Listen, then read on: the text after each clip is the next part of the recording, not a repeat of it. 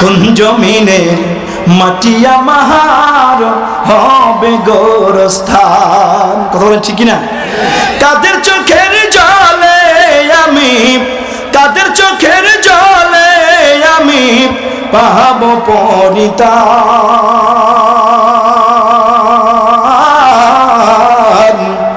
কোন জমিনের মাটি আমার হবে গোরস্থান। কথা বলেন ঠিক কিনা?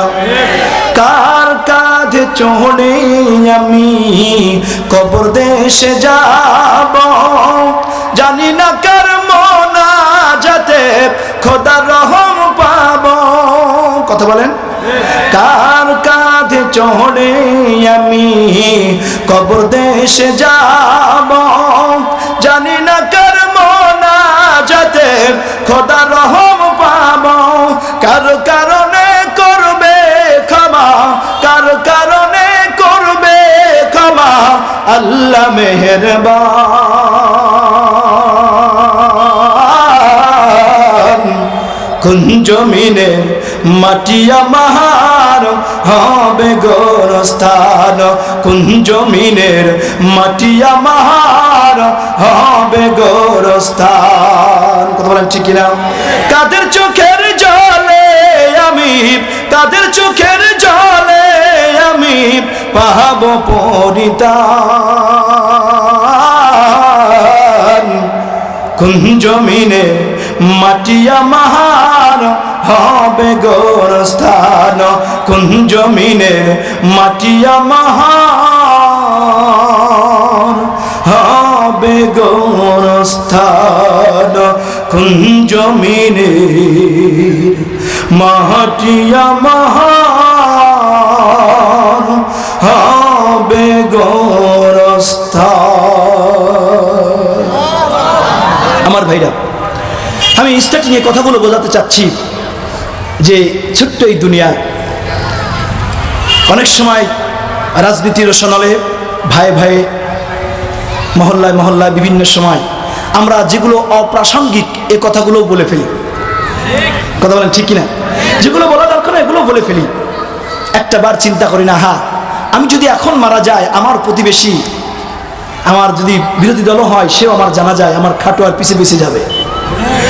আমার আচরণ, আমার অ্যাটিটিউড, আমার স্ট্রাকচার, কালচার, আমার রেসপন্সিবিলিটি, আমার মুআমালাত, মুআশারা সব কিছু সে সাক্ষী দেবে।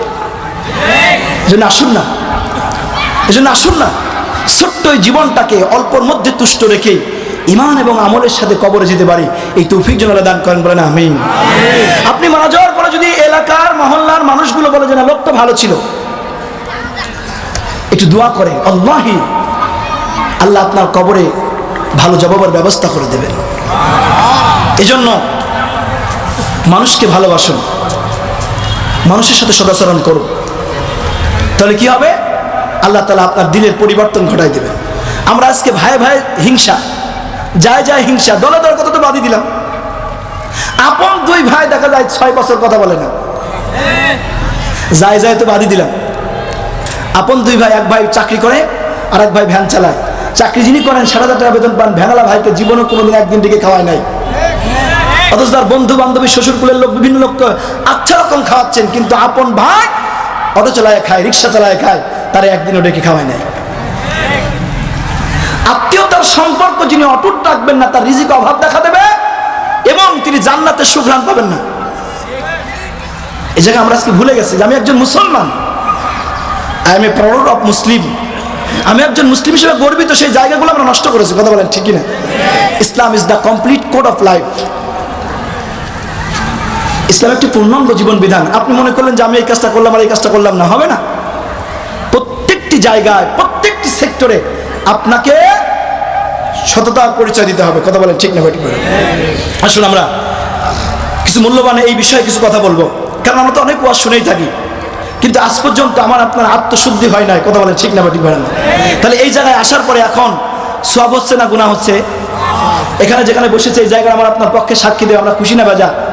কোরআনের আলোচনা হলে এই সময়টা আপনি একটু কষ্ট করে স্যাক্রিফাইস করেন, একটু ছাড় দেন। আপনি যদি দোকানটা বন্ধ করে যদি আধা ঘন্টা কোরআন শোনেন, আমরা তো বুঝি না রিজিক দেন কে? জোরে বলেন কে? দেখবেন অনেকে আমরা কাপড় করি, কাউকে খাওয়াতে, আত্মীয় আসতে দিলে বিভিন্নভাবে যদি আমরা দিলটা প্রশস্ত করে যদি আত্মীয়র হকটা আদায় করি, যে আত্মীয় বা মেহমান আমার আপনার বাড়িতে আসে, সে তার খাবার সাথে করে আনে। মেহমানদারিত্ব ভালোভাবে করলে ওই বাড়ির মধ্যে আল্লাহর বরকত বাড়ায় দেয়। আমরা এই বিষয়গুলো ভুলে গেছি, কথা বলেন ঠিক কিনা? তো আপনি যদি মাগরিবের নামাজ পড়ার জন্য দোকান বন্ধ করে মাগরিবের নামাজ পড়তে যান, আল্লাহি যে খরিদ্দার মাগরিবের সময় 3টা এসেছিল, মাগরিবের পরে 5টা 7টা খরিদ্দার পাঠাই দিতে পারেন কে? আমরা ভুলে যাই আল্লাহর কথা। আল্লাহ যে মালিক, আল্লাহ যে খালিক, আল্লাহ যে রিজিক দাতা, আল্লাহ যে সৃষ্টিকর্তা, এই বিষয়গুলো আমরা ভুলে যাই। অনেকে বলে হুজুর মাগরিবের সময় নামাজ পড়তে যাব, আমার দোকানে সবচেয়ে বেশি খরিদ্দার মাগরিবের সময় আসে। কথা বলছেন না কেন? আপনি এইটাকে বলেন, হে নামাজ, হে কাজ, আমার নামাজ আছে। আপনি বলবেন না হে যে নামাজ আমার কাজ আছে, হে নামাজ আমার ব্যবসা আছে, হে নামাজ আমার মিটিং আছে, হে নামাজ আমার দল আছে। আল্লাহি এই কথা বলেছেন তো আপনার জীবন ধ্বংস হয়ে যাবে। আপনি যদি বলেন হে নামাজ, হে কাজ, আমার নামাজ আছে, হে ব্যবসা আমার নামাজ আছে, হে দল পার্টি আমার নামাজ আছে, আগে নামাজ তারপরে আমার দল, আগে আমার নামাজ তারপরে আমার কাজ। একটা অ্যাডভার্টাইজ, আজকের একটা অ্যাডভার্টাইজ হবে